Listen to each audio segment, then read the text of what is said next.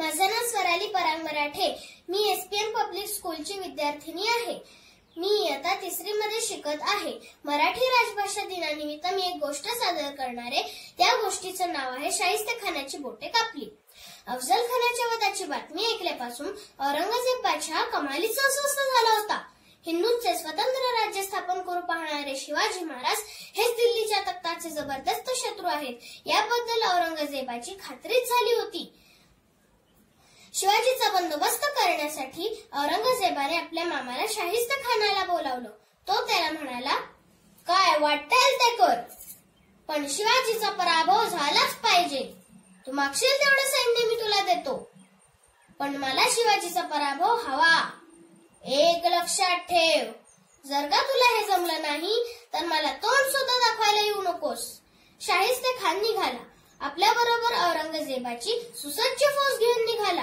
अनेक हत्ती, उंट, हजारो घोडे, दारुगोळ्यांचे छकडे, तोफा, शस्त्रास्त्र जे बरोबर घेणं शक्य होतं ते सर्व साहित्य घेऊन शाहिस्तेखान निघाला।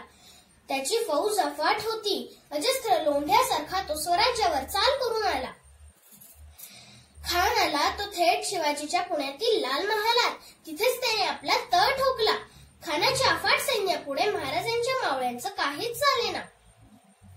खान नागासारखा लाल महालात तळ ठोकून बसला होता। महाराजांना प्रश्न पडला की या खानाला पुण्यातून कसा हुसकावून लावायचा, कारण समोरासमोर लढणं केवळ अशक्यच होतं। तितक्यात एक धाडसी विचार डोक्यात आला। ते ताबडतोब माँसाहेबांकडे गेले। माँसाहेबांनी शांतपणे शिवबाची योजना ऐकली। माँसाहेबांनी शिवबाला आशीर्वाद दिला। इकडे पुण्याचा बंदोबस्त चांगलाच वाढवला होता। वेशीच्या आत येणाऱ्या जाणाऱ्यांची कसून चौकशी होत होती। महाराजांनी आपल्या एका मावळ्याला लग्नाच्या वरातीची परवानगी मागण्यासाठी शाहिस्तेखानाच्या अधिकाऱ्याकडे पाठवले। त्याने परवानगी दिली। महाराजांच्या पुढची मोठी अडचण दूर झाली। लग्नाची वरात ठरल्याप्रमाणे वेशीपाशी आली। वरातीच्या मागे महाराज व त्यांचे मावळे वेषांतर करून मिसळलेले होते, म्हणूनच ते ओळखू येत नव्हते। अंधारवाड्यात आपापल्या सर्व मावळ्यांनी आपापले वेश फेकून दिले आणि तलवारी बाहेर काढल्या। महाराजांनी सगळ्यांना एकत्र जमवून हलक्या आवाजात सूचना दिल्या। महाराजांना लाल महालाची खडानखडा माहिती होतीच। अहो, सगळं बालपणच तिथे गेलो होतं ना। महाराज व त्यांचे मावळे खानाच्या शय्यागृहात शिरले। खान आपल्या शय्यागृहात घोरत पडला होता। आपल्या खोलीत प्रत्यक्ष काळ उभा आहे याची त्याला कल्पना सुद्धा नव्हती। तितक्यात खाली आरडाओरडा ऐकून खानाला जाग आली।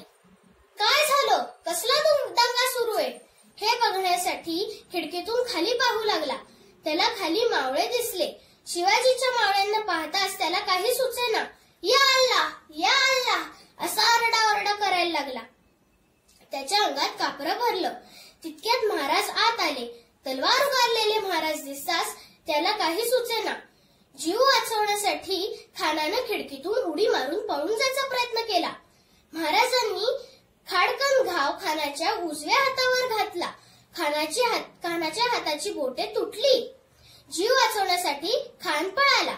अशा प्रकारे आपल्या छत्रपती शिवाजी महाराजांनी शाहिस्तेखानाची बोटे कापली व त्याला पुण्यातून हुसकावून लावले। जय भवानी, जय शिवाजी, जय भवानी, जय शिवाजी। धन्यवाद।